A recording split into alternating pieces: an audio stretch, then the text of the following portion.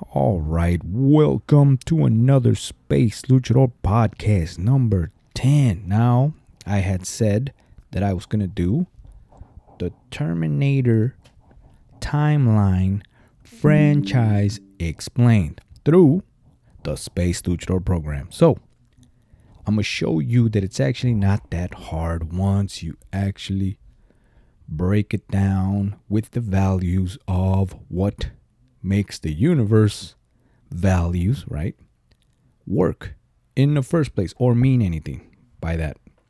Now check it out. I'm going to start like I always do. Let your values be like shining beacons in the midst of disorder. Give your people something with to which to orient themselves. Now that's what I'm trying to do. Now this is the quote and theme of today's podcast, right?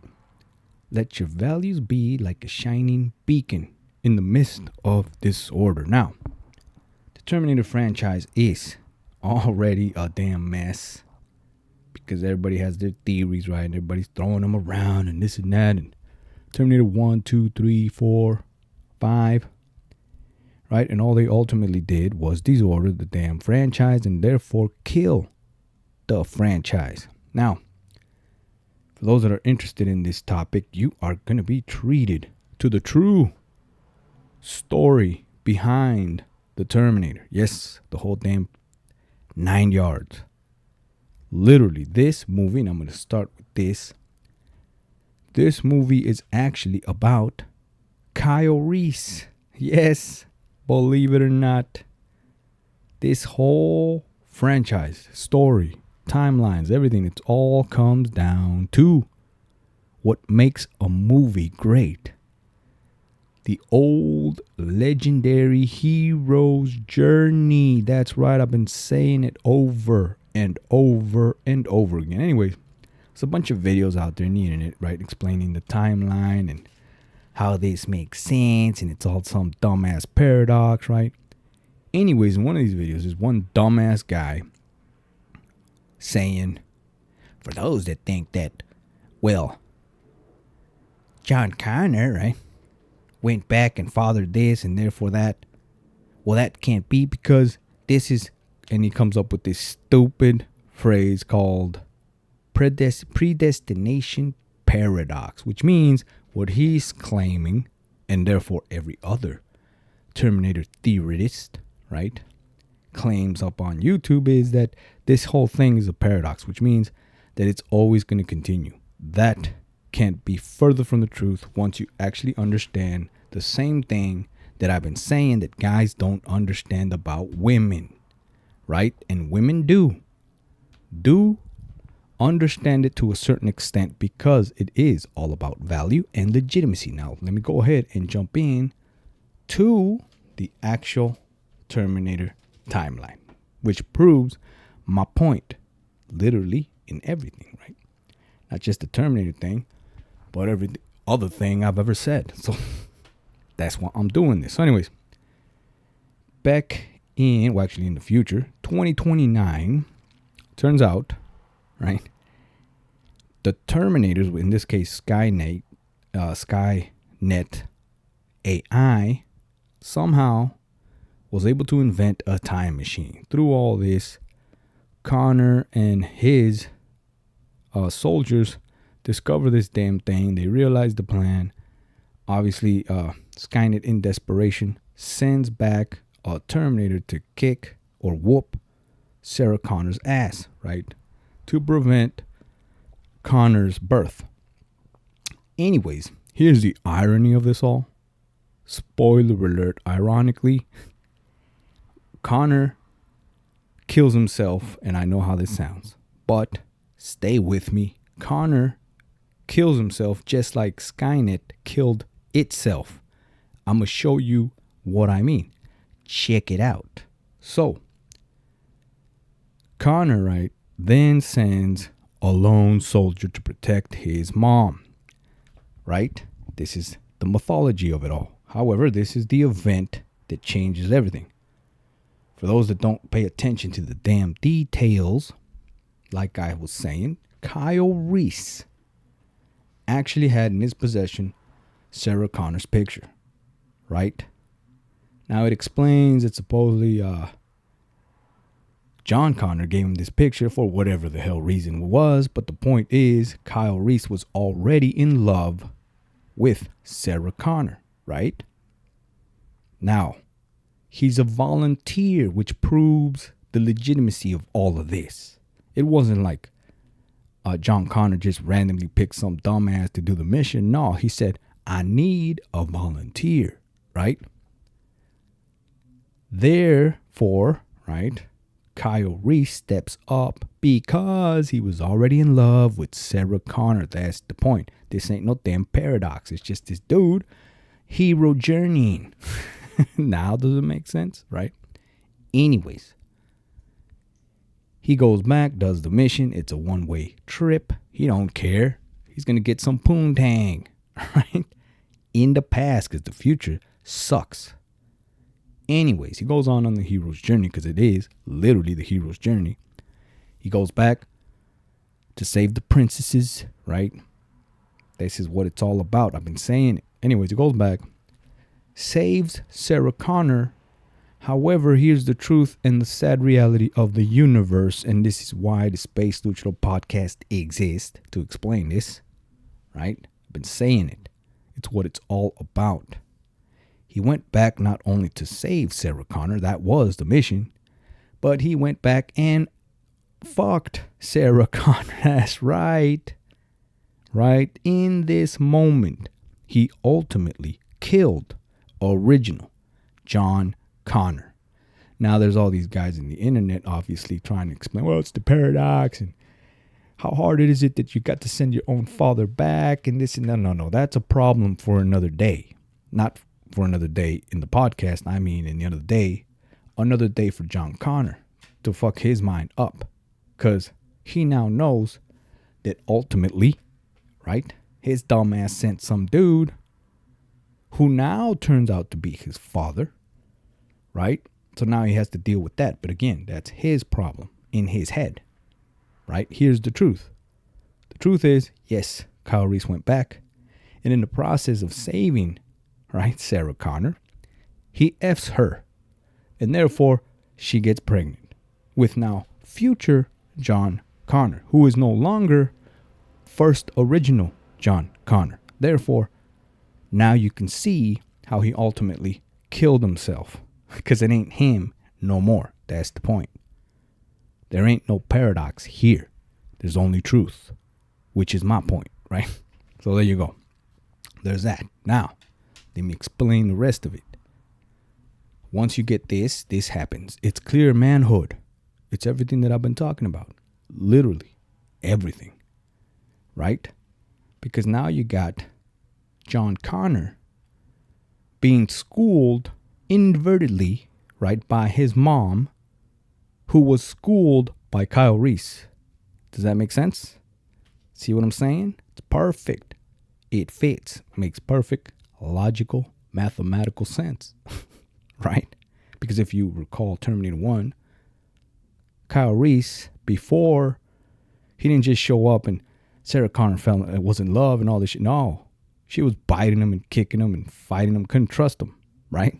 Hated his ass. Remember that? Little thing called seduction, fishing, the way you make a woman fall in love. Nah, because 2024, all these guys have lost the understanding, let alone the knowing of this, right? Can't wrap their little dumbass heads around this. But that's what Kyle Reese did.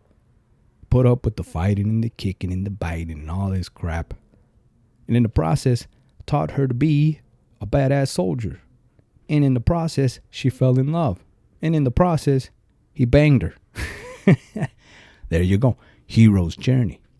Now, yes, he ultimately died, doing the mission. But there you go. Now, fast forward, you got Sarah Connor with all this new knowledge that Kyle Reese gave her and taught her. Only one message was passed down from John Connor original, which was no fate but what you make. That's the mythology there. right? Which ultimately the message was taken and received by Sarah Connor, which is explained in Terminator 2, Judgment Day, right? Yes, the legendary Terminator 2.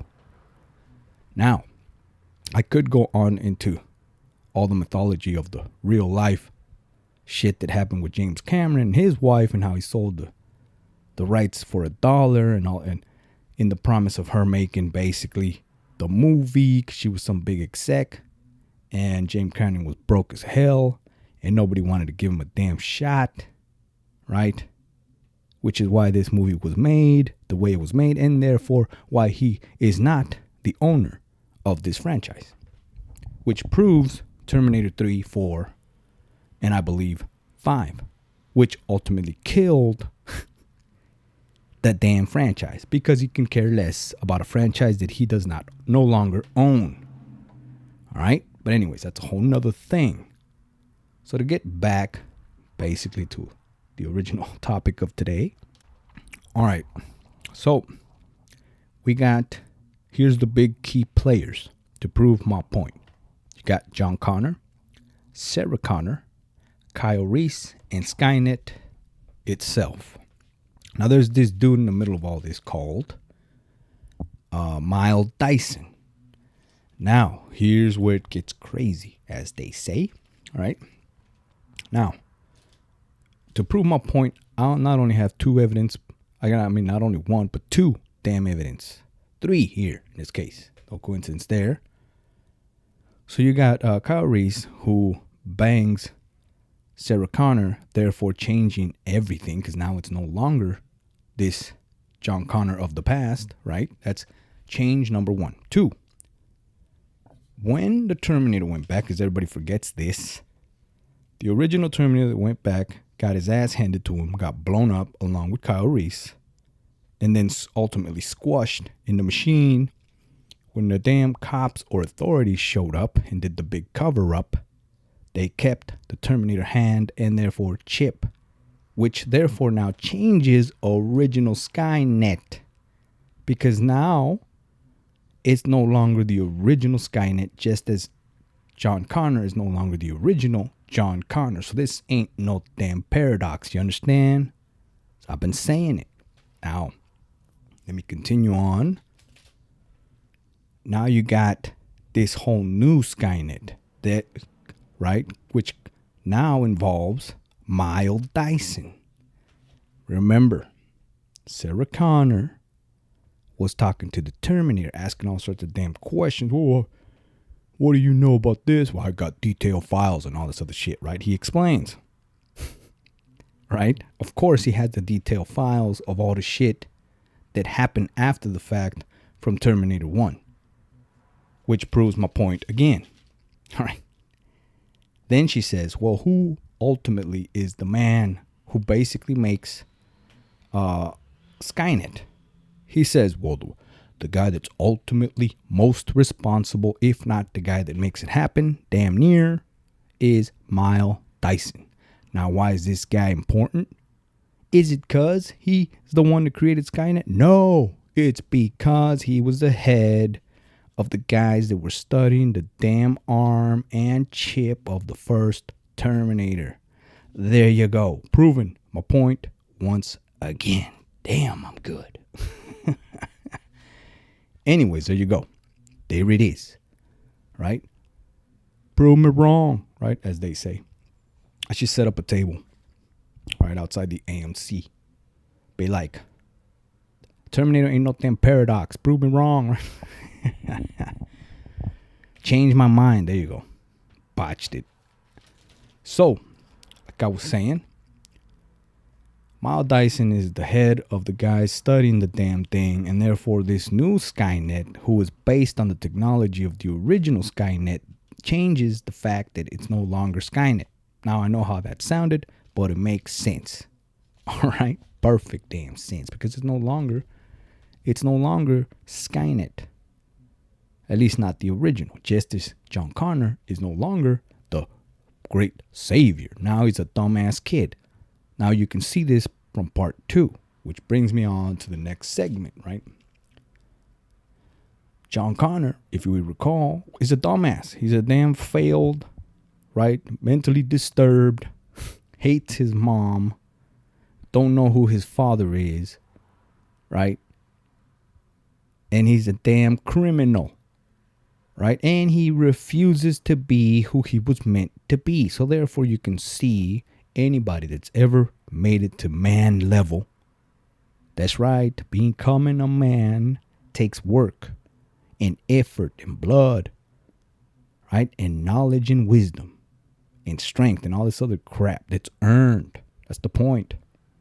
You can't just be the chosen one. That's not how this works. That's the whole damn premise of the Space Luchador program. But anyways, let's continue. John Connor's sitting there, right? And he refuses to be who his mama told him to be, and is now ultimately training him to be. Therefore, he's a damn failure. It ain't gonna happen. She understands this at some level and decides to get the job done all by herself. So therefore, ultimately, she becomes John Connor. Does that make sense? Perfect sense. Which is why she ends up in that damn clinic for mental patients, right? Because she decided to blow up some shit. Remember, she was trying to do the Skynet thing. She got caught, right? And therefore is now in the mental evaluation place, which is why John Connor ultimately had to do the Terminator thing. I would go save my mom, right? That's why that's there. It's not rocket science. It's pretty simple once you actually understand values and legitimacy and manhood and value, all this stuff. Once you understand that and you actually grow up to the man you're supposed to be, everything makes sense, right? Hence why I'm saying it. Anyways, let's continue. So, John Connor, Terminator, goes save Sarah Connor, right? Who is now trained and buff, right? She's now a hard-ass criminal. All while she's been saying this, right, about the future and this and that, and the government was hiding it, and that's Miles Dyson, right, and all that. Then they save her. She comes out, has that big vision. No fate but what you make. Boom. Then has the information that the Terminator gave her about Miles Dyson. She says, F this, I'm taking him out. I don't need John Connor to be the savior. That's the whole damn point of Terminator 2. Right? Ironically, the Terminator, Arnold, right, becomes the father figure and therefore explaining once again what is the actual problem of 2024. It's no father figures in the home. But anyway, that's a whole nother thing. I'm not going to get political or preachy, right? But there you go. Terminator becomes a father figure for John Connor. Doesn't make John Connor the man, I'm just saying, right? Anyways, they decide to go stop, for whatever reason.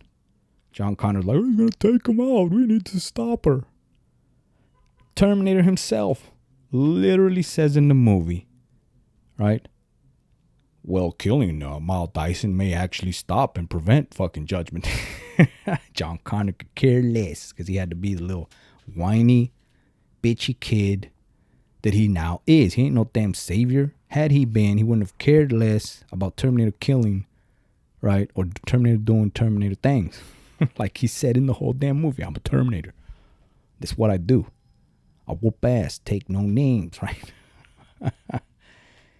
Anyways, that's why we got that dumbass scene. Well, actually, it was a badass scene with the minigun. But always bothered me about that scene. Side story here. What always bothered me about that damn scene is that the Terminator goes out there, right, with the minigun. Basically shoots, uncountable bullets. Hits nobody. It bothers me to this day. Like, why in the hell? Like, yes, I get it. Right? I try to efficient, like, I promised I wasn't going to kill anyone or whatever the hell. But it's like, damn, it's like neutered his death. Anyways, I don't want to go on a rant.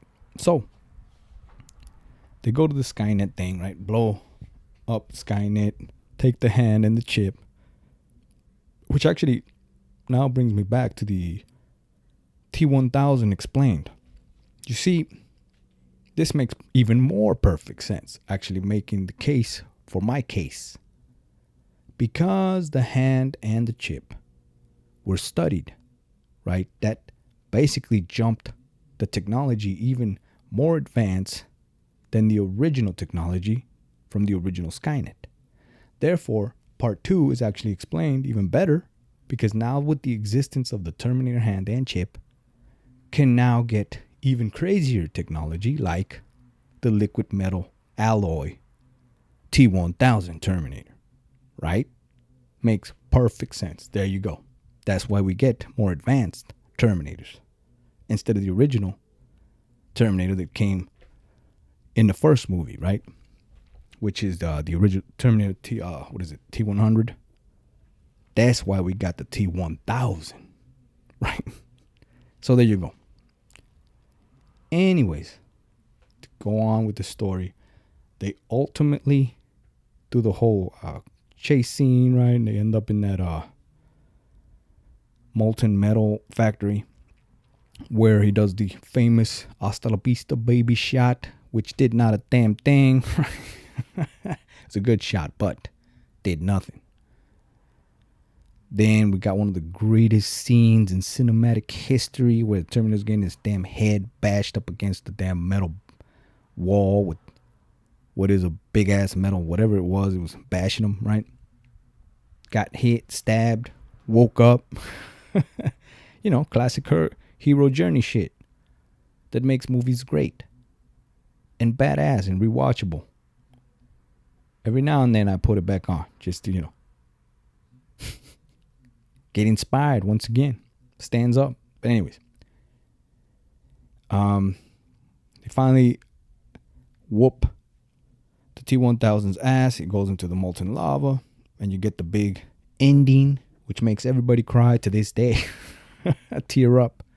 That's right, Space Luchador tears up at the ending of T2 Terminator.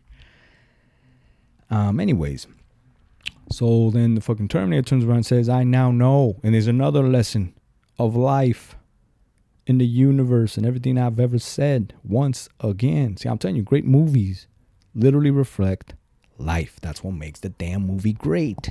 It's not backwards. Life makes movies great. No. Well, actually, I said that wrong. It's not movies make life great. It's life makes movies great because they reflect real life, real value, real stuff that actually tugs at your little heartstrings because they have value and meaning, and that's what makes everything worthwhile. That's the damn point. To go back to the quote, like I said, right, of the day. Let your values be like shining beacons in the midst of disorder. Give your people something with which to orient themselves in this damn world of chaos. That's what makes time travel possible. Speaking of Back to the Future and the flux capacitor and all this other crap, Back to the Future itself explains the Terminator time travel timeline just in that simple scene where Marty's sitting there like a dumbass, right? And the big whiteboard is like, well, wait, let's just go and take the book from him. And Doc Brown sits his ass down. Marty, you're a dumbass. You're not thinking three-dimensional, right? Tells him if we go to the future, that this shitty-ass existence future, we must go back to the point where Biff gave himself that dumbass book, explaining once again how time travel works. So there you go. Perfect explanation, right? Anyways, like I was saying. So, Terminator gets thrown, right? And I went through all that damn rant. Didn't even explain the scene where Terminator literally turns around and tells John Connor, I now know why you cry, right? Because like, don't go, I order you not to go, and all this shit. Terminator turns around like a man and tells him, I know now why you cry. Sadly, it's something I cannot do. And therefore, see, yeah, I'm not scared of AI. AI will never know because it's artificial. Because it can't feel. Because it's not legitimate. Which once again goes back to the Space Luchador program. There you go. Once again. Damn. Right? Anyways. It's not about me. So he says, I know why you're not, I know why you can't cry, but sadly, it's something I cannot do. Ever. And he knows that. Right? Even Sarah goes on to, because a Terminator could learn the value of human life. Right? That was the damn line. There it is once again. Terminator goes, there's still one more chip because they threw the hand and the chip into the boiling molten metal. Once they took care of the T-1000, he knew he could not leave his sorry-ass carcass there because now you end up with Terminator 3 and 4 and 5, right? And all this shit. They knew that then. Sarah Connor knew that then. She knew. Had nothing to do now with just, and this is my point, had nothing to do with John Connor. John Connor was but a side character, right? Damn near comedy relief. He was just a pawn in Terminator 2 for Terminator 2, in this case Arnold Terminator, to be a hero. But John Connor was no longer the savior, and that's it. He was done. He was replaced by his mother, who was trained by Kyle Reese. There you go, tied. Once again. Kyle Reese trained Sarah. Sarah tried to train fucking Connor, but Connor refused because he can no longer be the one because it doesn't want to be anymore. Lost the will to live. So there you go. Right? All he wanted was a father figure, which what he got. He got Arnold. Right? Anyways, Terminator says, like a man once again, I cannot self-destruct. You must lower me down. Sarah Connor, being a woman, says, damn, nothing. Right? And extends her hand in straight up sheer undeniable respect. And that, my friends, it's what it's all about. She knew right there that she was looking at a real man. Anyways, Arnold himself was a Terminator. Understands that too. They get the big handshake of, damn, I respect at all levels. And then he does the man thing, throws himself in the little, hanging on the chain. And she does it. Boom. Clicks the little button. He goes down. Thumbs up. Legendary scene. Tears come down Space Luchador's cheeks. And you got a damn masterpiece. Terminator 2 Judgment Day. But anyways, there you go. So, fast forward to the original, right? Terminator 2 ending, which is literally Sarah Connor sitting there recording her audio because that's all she's got now. There ain't no evidence of these Terminators. She took care of that. Ain't gonna be no Judgment Day either. She took care of that too. Now she's just recording this out of straight up legacy and ego. She's sitting there recording this as John Connor is playing with his daughter, right, in the swings. And she's sitting there going, well, Judgment Day it never happened. But it's real to me, damn it. Right? She's recording this in the little recorder. Judgment Day and the Terminators and all that shit is but a dream now because, while it's real to me, it'll never happen. Right? And she's sitting there right there. Because it didn't happen. Once she stopped Skynet and got the job done, she is now the new John Connor. She saved the world. But remember, it was started by Kyle Reese. So you got no paradox. The story ends there. Which brings me to the real life story, right? Of James Cameron. That's the reason he did this. Because he doesn't own the franchise anymore. He sold it for $1, which that's a whole nother debacle I'm not even going to get into. Well, I'm going to get into it somewhat, right? To prove to you why this franchise went down the shitter. After Terminator 2, Judgment Day, and everything was finished, right? We got the Terminator 3 ride at Universal Studios, which gives you an alternate ending of the same thing. You got John Connor and Terminator. This is a what is this? A guilty pleasure of mine. That's where it truly ends. Terminator 3, Ride Through Time, Universal Studios, the ride. Gives you the final movie, which ends in a perfect damn ending with Terminator and John Connor and Sarah Connor whooping Skynet's ass in the future. And that's it. It's a wrap. Right? Anyways, James Cameron, who is no longer the owner of the franchise, right, gets wind that they're going to make Terminator 3, the movie. He says, hell no, I'm not involved. Somehow they botch John Connor like they always do, just like Star Wars did with Lucas.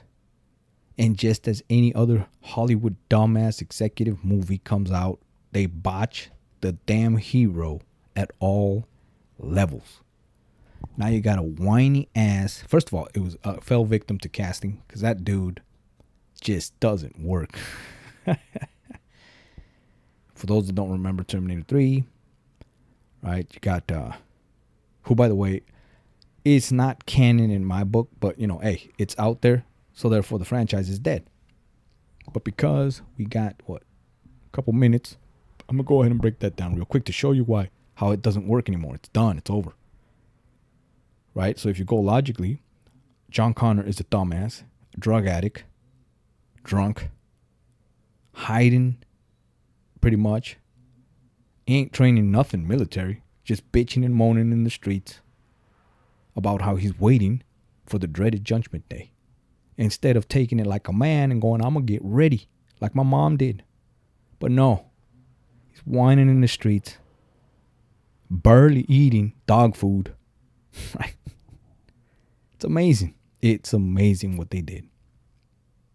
But then, it went woke and then ultimately broke with the dumbass. Now it was his girlfriend who happened to be the daughter of the big general and then it becomes this whole stupid, elaborate crap about how it wasn't even John Connor. It's only because he kissed some chick back in high school who happened to be, right? And then they get the bunker and it was always meant to be and all that stupid shit that we got in Terminator 3. But there you go. That's why it don't work. See? James Cameron said, hell no, I'm not going to do it. It sucks balls. Your script, which ultimately destroys everything. Then they did 4. Another attempt. You got Bale. Also, whining and bitching, just basically taking orders from his mom in a recorder. Every other decision was just, what will my mom do? Let me look back at the recordings and my mom and my mom and my mom. And there you go.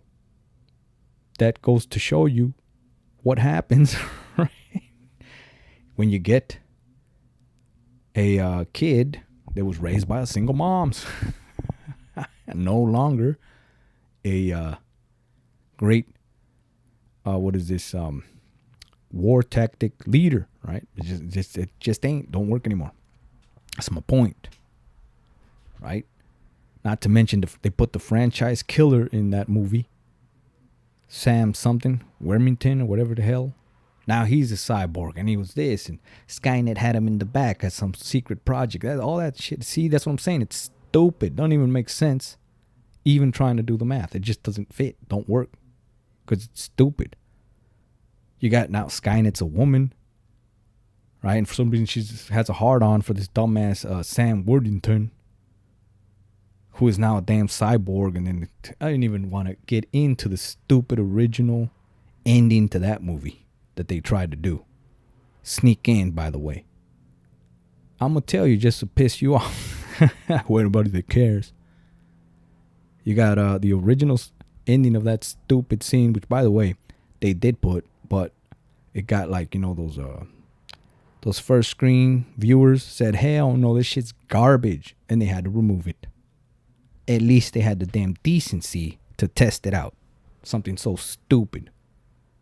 So he was supposed to replace John Connor because now the idea of John Connor is what makes... See, that's what I'm saying. Studios are stupid. Hollywood, you guys suck. At all. It's amazing that these movies, at least the good ones, were ever made. Looking back, It's amazing. Oh, man. But what are you going to do? We're in the worst period of Hollywood history. 2024. So, yeah, that's what it was supposed to happen, right? Supposed to replace him. Instead, they busted the whole, I gave him his heart and blah, blah, blah. And what for? John Connor sucks. They should have both died right there in the damn table. Along with the damn franchise right there and then. That was it. Wrap. Anyways, then they do the whole Genesis, which, oh my, it's even worse casting. Then it becomes a whole Sarah thing. And there you go.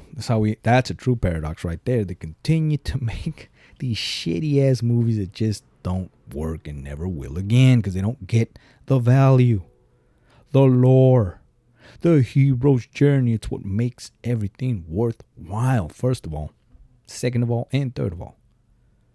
Right? But there you go. So that explains and concludes, right? Because I don't know if I even remember the other ones. Was there another one up there? Well, yeah, there was. I don't even want to touch that one. With a damn stick. 6-foot stick. Screw that movie, that last one. Anyways. So there you go, right? If you like this podcast, right, and the valuable information that you got today, well, share, subscribe. Subscribe, mostly. Comment down below. If you have a better, I dare you. You got none. Because there's no debate on this one. This ain't no paradox. It don't work. You can use any other math ever from any other YouTuber or reviewer or theorist. Nothing can be further from the truth of what I just gave you right now. Right? That's the truth. This whole Terminator thing and franchise is literally the story of Kyle Reese, original hero's journey. He was already a badass soldier fighting the future war. But there was no women in the future war. Well, there was one. But she was already with a kid. Right? And here he is fantasizing about this girl in this picture. He gets his opportunity. Right? Doesn't hesitate. Goes back in time to save her. Ultimately bangs her. And he completes the mission. That's what Terminator was all about since day one. Then ultimately you got Terminator 2. Right? Which then becomes a whole other thing. But still it works. Right? Continues. Kyle Reese. What he started. Kyle Reese's mission was to go back and save Sarah. Then he convinced her, right, to stop Judgment Day. And there you go. No fate but what you make. John Connor, original John Connor, in the end won. Right? Of course, he erased himself without knowing. Right? When he sent this soldier to save his mom, not to bang her. At least originally. Because everybody's going to argue, oh, paradox. He knew. No, he did not know. Not the original. He did not know. Right? Because some people are arguing that shit. Like, oh, well. See, he had information because... No. The others John Connors had information, which therefore botched his whole damn mission. Just like go back to the Back to the Future, and we'll end with this. Just as Doc Brown wisely told Marty McFly, no, I must not know about my own damn future, because if I know too much, it could botch the whole damn thing. And therefore, I end up not doing what I was supposed to do. Not necessarily because he was supposed to, but because if he knows or gets whiff of it, he can overthink it and botch it. He knew this and understood this in his wisdom. He knew, right, that if he knew future shit, he might botch it, right? Overtime it or overthink it, right? Or overcompense or whatever. What's that word? When you try to do more than you should, right? Because it's all about timing. It really is. Timing, perfect moves, because that's what it takes, right? Now, if you know all this, you might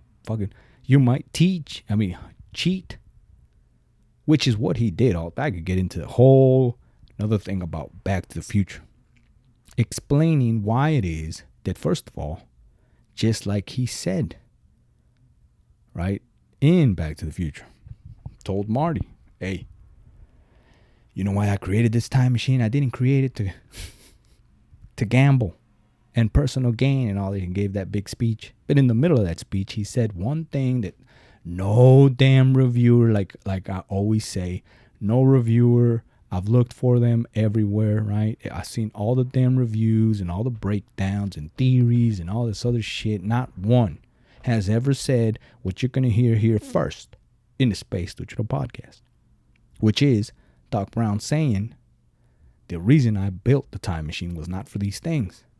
I built it to answer the big questions, and perhaps the biggest question of them all: women.